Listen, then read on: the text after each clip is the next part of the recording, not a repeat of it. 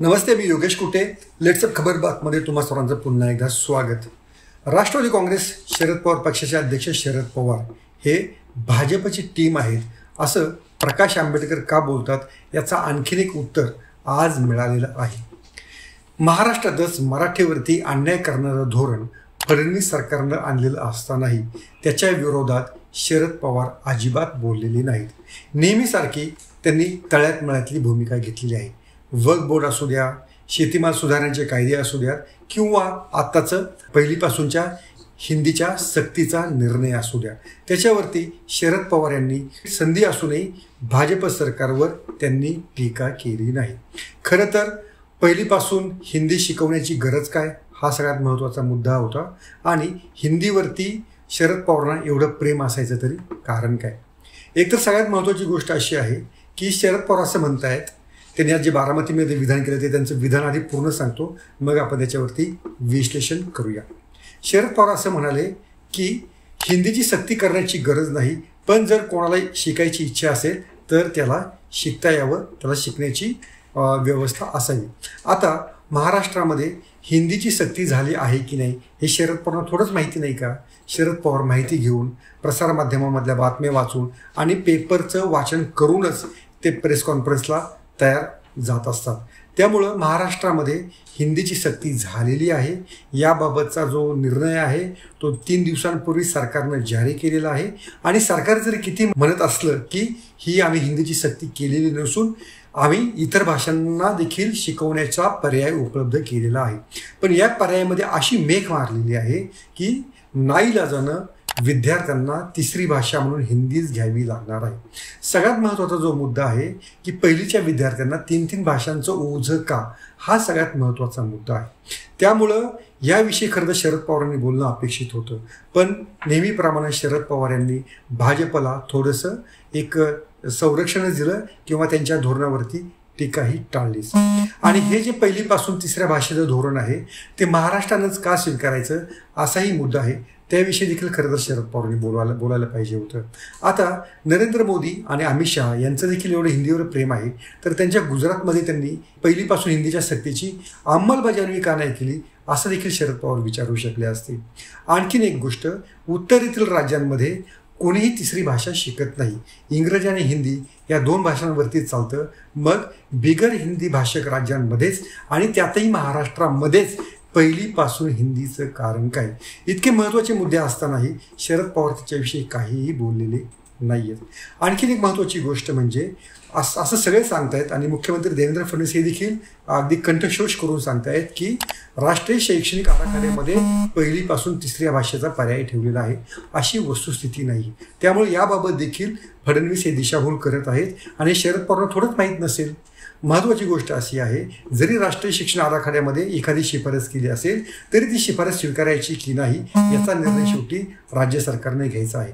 महाराष्ट्रामध्ये 1968 सालापासूनच 5वी पासून हिंदी लागू आहे, अगदी द्वितीय भाषा म्हणून लागू आहे. त्यामुळं हिंदीचा महाराष्ट्रामध्ये कोणीही दुस्वास करत नाही.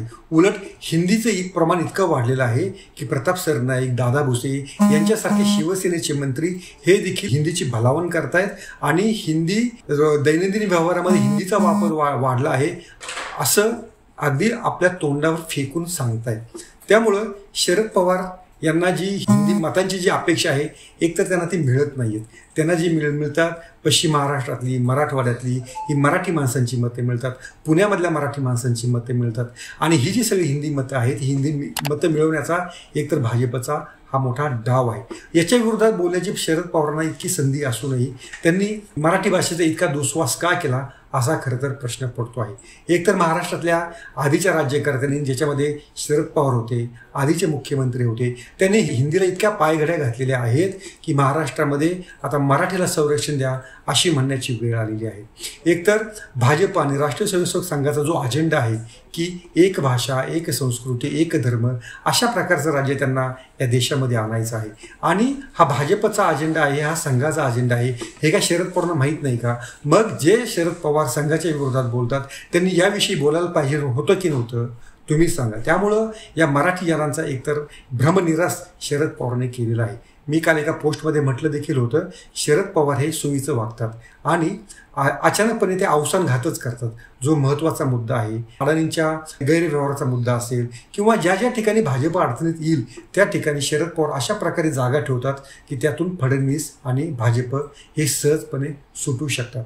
त्यामुळं शरद पवारांच्या पक्षाला जो काही पाठिंबा आहे किंवा जी काही त्यांच्या पाठीशी मतं आहेत त्याच्यामध्ये मराठी टक्का जास्त आहे आणि त्या सर्वांची भावना इच्छा अशी आहे की आपली मराठी भाषा ही टिकली पाहिजे. तंत्रज्ञानाला देखील साजेशी अशी मराठी भाषा झाली पाहिजे, पण त्याच्यावरती हिंदीचा वरवंटा नको हे काही शरद पवारांना वेगळं सांगायला पाहिजे का? पण शरद पवार नेहमीप्रमाणे अशी काही भूमिका घेतात, कार्यकर्त्यांचे डोकं भणकलं पाहिजे, अरे साहेबांनी नक्की कोणती भूमिका घेतलेली आहे आणि त्याच पद्धतीनं शरद पवार बोललेले आहेत. आता जी शिवसेना, उद्धव ठाकरे यांची शिवसेना मराठी माणसासाठी जन्माला आली असं सांगत असते आणि त्या शिवसेनेने देखील या हिंदीच्या सक्तीबाबत ठामपणे भूमिका घेतली नाही, हे देखील दुर्दैव आहे. याच्यामध्ये एकच महत्त्वाची गोष्ट झालेली आहे की काँग्रेससारखा राष्ट्रीय पक्ष असूनही त्यांच्या प्रदेशाध्यक्ष हर्षवर्धन सपकाळ यांनी ही हिंदीची पहिलीपासून जी सक्ती खपवून घेतली जाणार नाही असं थेटपणे म्हटलेलं आहे. पण शरद पवार, उद्धव ठाकरे यांच्या पक्षानं झालंय तरी काय? यांना मराठी मतं नको आहेत का? तुमच्यावरती हिंदी भाषिकांचा एवढा प्रभाव का पडला? ज्या शरद पवारांना उत्तर प्रदेशमध्ये, बिहारमधली किंवा इतर ठिकाणची मतं मिळतच नाही, तुमचा पक्षच तिथे नाही आहे, प्रादेशिक पक्ष म्हणून तुम्ही आहात आणि प्रादेशिक पक्षाची महत्त्वाची ओळख आहे की त्या राज्याच्या भाषेशी, त्या राज्याच्या संस्कृतीची जपणूक करण्याचं तुम्ही एक आश्वासन इथल्या मतदारांना दिलेलं आहे. त्यामुळे तुमच्याकडनं अपेक्षा आहेत. तुम्हाला राष्ट्रीय स्तरावर राजकारण करायचं असेल तर जरूर करा. दिल्लीमध्ये जाऊन हिंदी भाषिकांची मतं मागा, तिथे तर तुम्हाला ती मतं मिळणार नाहीत. मात्र जी मतं मिळत आहेत आणि ज्या संस्कृतीच्या पाठिंब्यावरती तुम्ही इतकं 50-60 वर्षांचं राजकारण केलेलं आहे त्याचं तरी थोडंफार भान राखा आणि मराठी वाचवण्याच्या लढ्यामध्ये अग्रक्रमानं पुढे या, असंच मराठी माणसांचं म्हणणं आहे. तुमच्याविरुद्ध ईडीची तक्रार आली, तुम्ही अगदी हिरिरीनं रस्त्यावरती आला, हा देखील तसाच मुद्दा आहे. तुम्ही ईडीच्या कारवाईच्या विरोधात ज्या पद्धतीने लढलात तसाच हा मुद्दा मराठीच्या संरक्षणाचा आहे आणि तुम्ही देखील तो त्याच पद्धतीने लढावा अशी अपेक्षा जर तुमच्या पाठीराख्यांनी मराठी माणसानं ठेवली तर त्यात चुकीचं काही. त्यामुळं शरद पवारांनी खरं तर ते नेहमीच अशीच आधी म्हटलं त्या पद्धतीनं अशाच पद्धतीची डबल भूमिका घेणारी, विसंवादी, विरोधाभासी भूमिका घेत असतात. त्याचाच हाचा परिपाक आहे. पण मराठी भाषेसाठी तरी तुम्ही खरं बोला, स्पष्टपणे बोला, स्पष्टपणे विरोध करा, एवढंच आमचं मागणं आहे. तुमचा पक्ष या मराठी वाचवण्याच्या लढ्यामध्ये अग्रभागी राहील, अपेक्षा धरणं चुकीचं ठरेल असं मला वाटत नाहीत. पण तुम्ही आज तरी अपेक्षाभंग केलेला आहे एवढं मात्र निश्चित. तुमचा हे जे धोरण आहे हे पुढच्या काही दिवसांमध्ये बदलेल अशी अपेक्षा करूया आणि मराठी वाचवण्याच्या लढ्यामध्ये आपण सर्वांनी सहभागी होऊया अशी नम्र विनंती. तुम्हाला हा व्हिडिओ कसा वाटला हा आवर्जून सांगा. हा व्हिडिओ जास्तीत जास्त शेअर करा आणि मराठी वाचवण्याच्या लढ्यामध्ये सक्रिय योगदान द्या, एवढीच विनंती. धन्यवाद. सोशल मीडियाच्या भाऊ गर्दीत विश्वासार्हतेने चकाकणारे नाव म्हणजे लेट्सअप मराठी.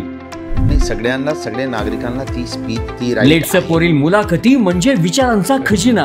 त्यानंतरच्या निवडणुकीमध्ये मला सोडून गेले. बातम्या केवळ वस्तुस्थिती सांगणाऱ्या, न प्रोपगंडा, फक्त जनतेचा अजेंडा. क्योंकि आने वाला कल जाने वाला है, जाने वाला कल आने वाला है. राजकारण, मनोरंजन असो की क्रीडा क्षेत्र, महाराष्ट्राची स्पंदने संवेदनशीलतेने टिपणारे माध्यम म्हणजे लेट्सअप मराठी. जगासोबत एक पाऊल पुढे राहण्यासाठी लेट्सअपचे ॲप, सोशल मीडिया आणि वेबसाईट सोबत कनेक्टेड रहा.